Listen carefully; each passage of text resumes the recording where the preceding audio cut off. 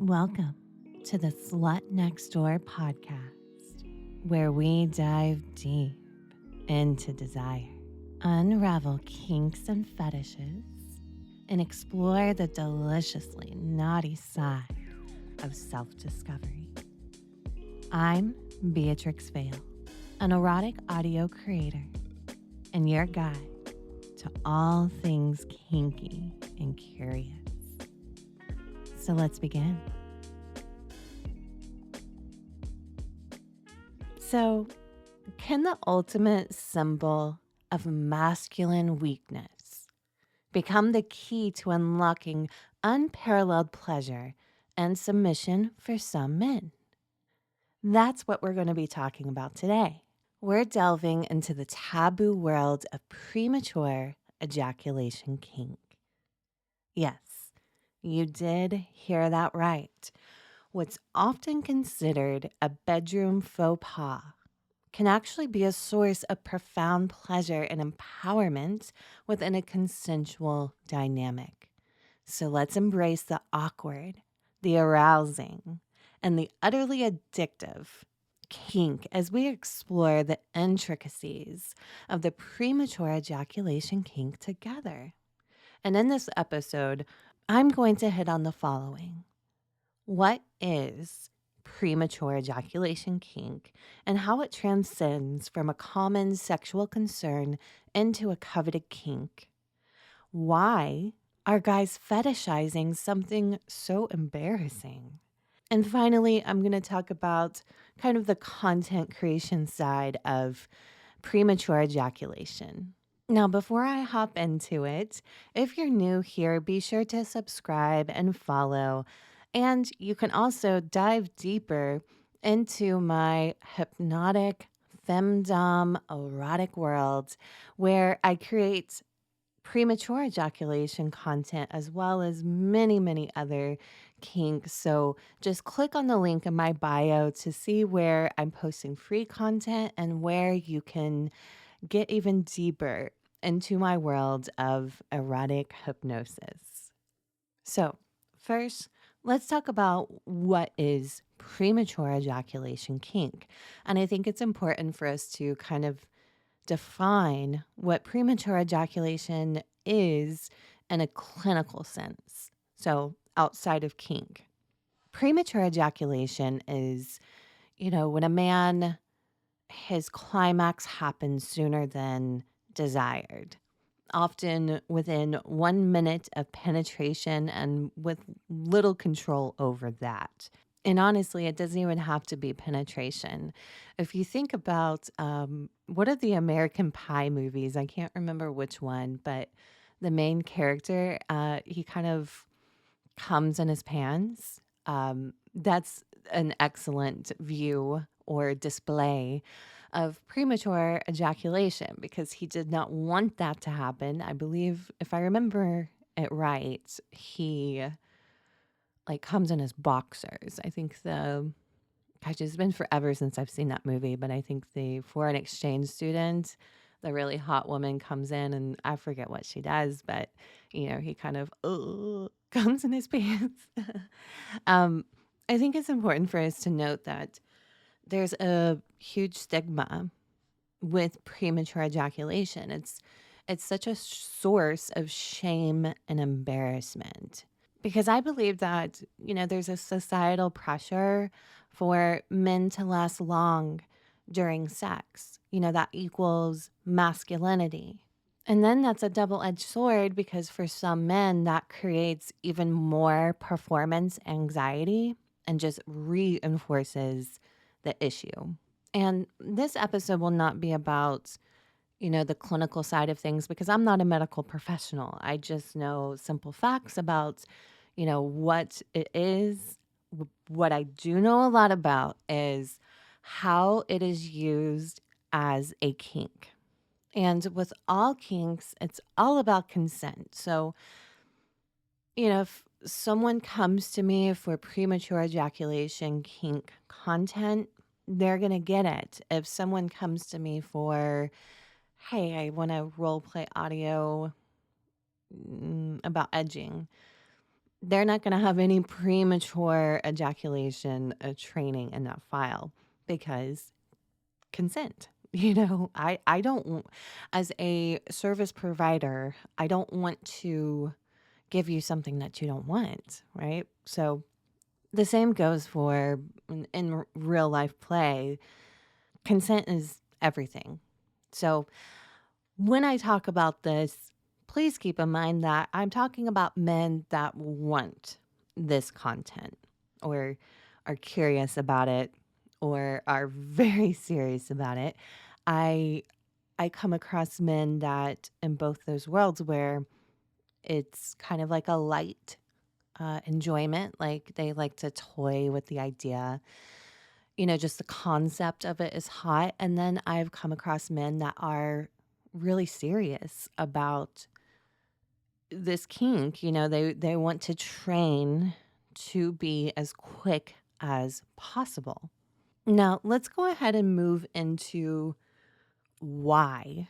Why are guys fetishizing something that's so embarrassing? Because I'm sure a lot of men have had a premature ejaculation experience once in their life, and it's probably, I would assume, a huge area of embarrassment, something they don't like to even think about.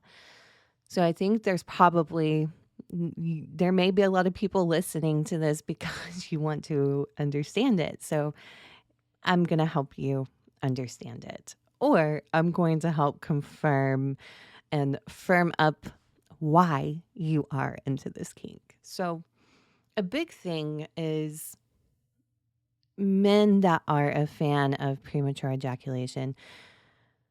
I think they rather than seeing it as a failure that they can't last long, they embrace it as a submissive and arousing experience. So, instead of feeling shame and embarrassment, it's like they just grab onto it and be like, you know what, instead of fighting this because I'm always going to lose, I'm going to embrace this.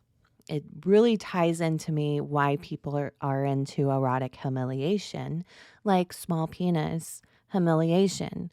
If they are in fact small, I think at a point they in their mind they're like, you know what? Instead of being embarrassed of my small penis, I'm gonna embrace it, and I'm going to use my shortcomings as a source of arousal. So the same thing can be said about prematurely ejaculating. If because as a woman that's been with men, there are men that have, I don't know enough about medical stuff to say, but it does seem like maybe you're born sensitive or not sensitive, right?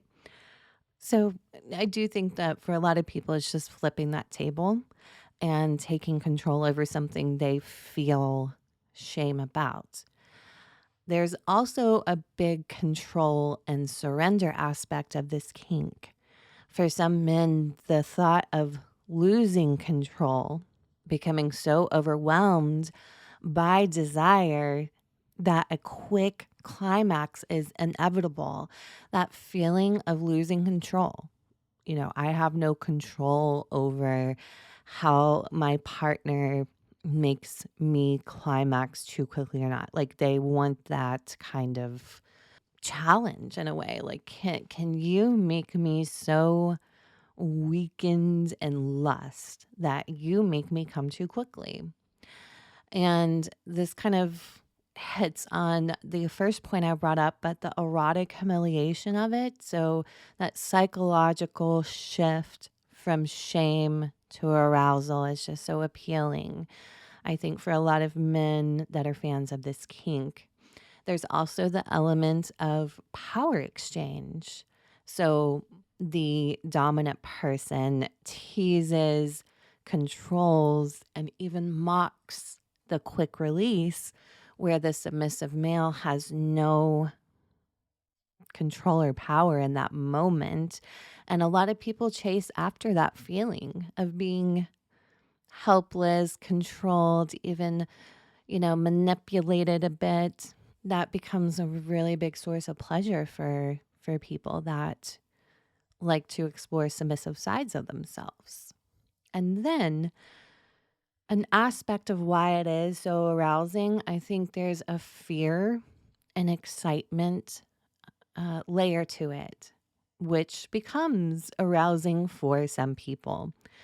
Some people really like to feel that fear and anxiety, and it's super exciting, it's different, it's unique. And to bring this aspect home, because I was having a hard time like laying it out in a very nice and neat package, I figured in this episode you're going to kind of get a audio in a way, a very short one. Don't worry. It's not too long. But that really hits on the fear and excitement that someone would go through in this world of premature ejaculation kink. So settle in. Here we go.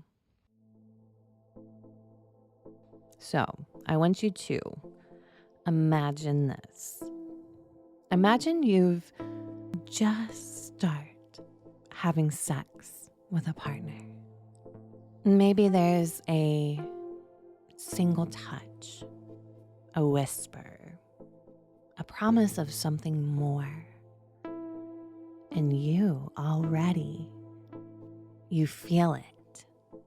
You feel that rush, that tightening, that dangerous point of no return.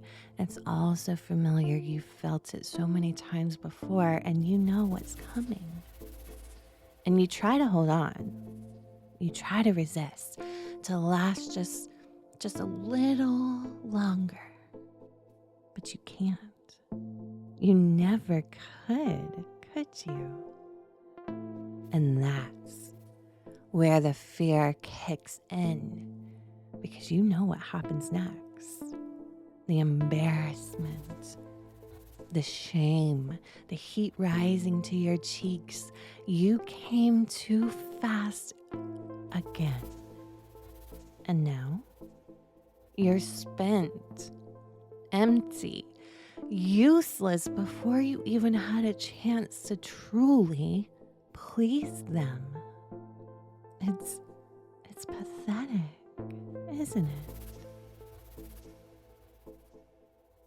Now, here's a little note. This is where I'm going to twist that fear into arousal.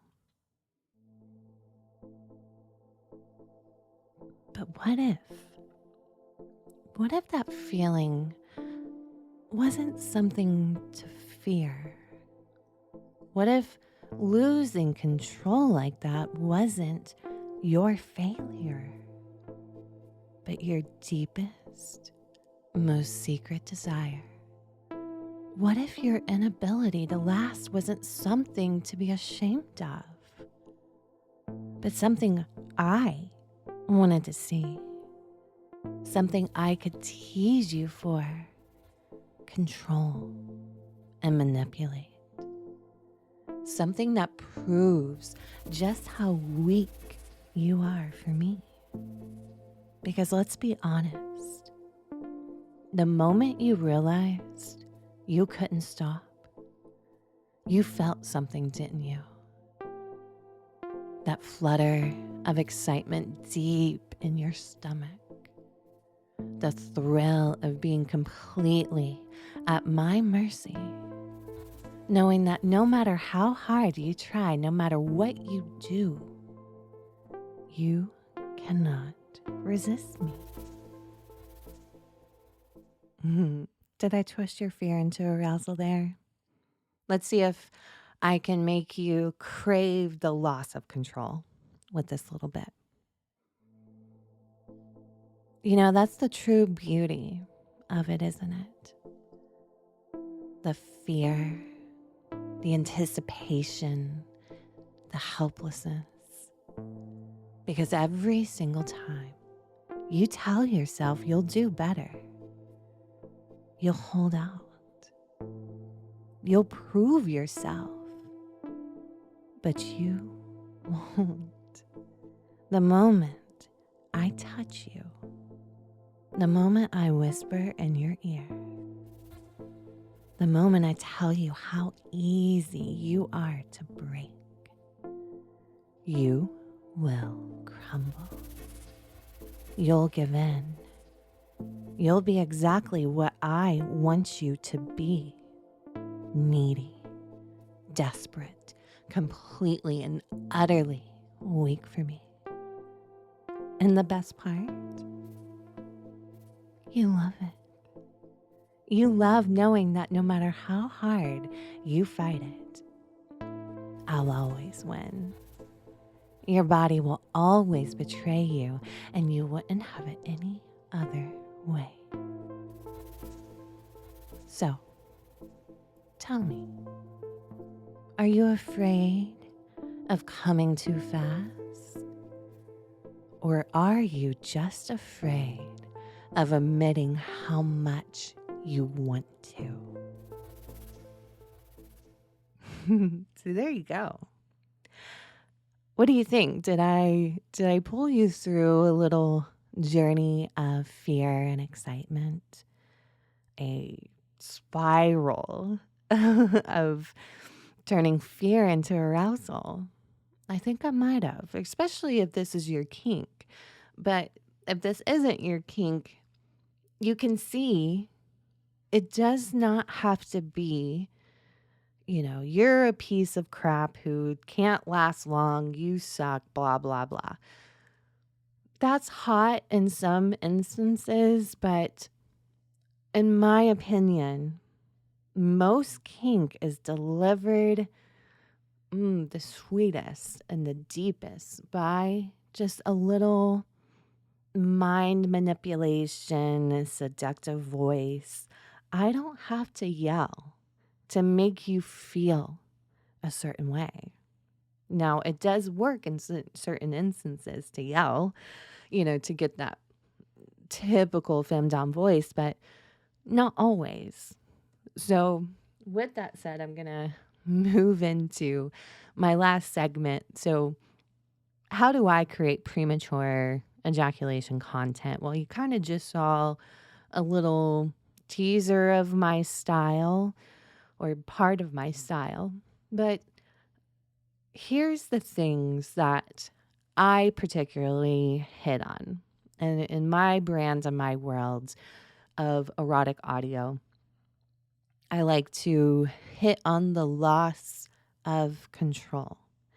So, really emphasizing that the listener just cannot resist me, no matter how hard they try. Now, is that true? Maybe. If it's not true, even just saying that is arousing, because that's what a fan of this kink is seeking out, probably, most likely, is that loss of control. And alongside that, I'm using a lot of teasing and denial, that sweet dance between, I'm going to give it to you and I'm going to take it back. That really draws out the moment of release and makes them crave that even more. That's the interesting part about tease and denial is we all want the climax, right? But when you're denied it over and over, you want it more and more. So that's a little bit of mind play there, a little bit of mind fucking with the denial. And then there's always some thread of humiliation and embarrassment. This can be extremely degrading. It can be very teasing. I like to call the teasing where it's just like, I'm not yelling or calling you a piece of shit. And my example that I just did, I call that teasing. So it can be either or. I have this very fun file called preemie virus. So just, preemie is a word. It's a kink word for premature ejaculation. It's like a pet name in a way, shortening the word premature ejaculator, into preemie. But it's called preemie virus. And I think there's another one that's kind of connected that's called Mommy's Little Loser. And those are very, very, very intriguing in my opinion, because I really turn up the mommy dom vibe. So I'm speaking like in my sweet mommy dom voice that is so caring and nurturing. I just love my good boys. But with that, I'm also saying really degrading language. Like, you're mommy's little loser, aren't you? You can't even last, baby, and it's okay. Mommy wants you to be a quick shot preemie. um, it's so delicious to me to have that vibe mixed with some really degrading language as a very special vibe, if you will.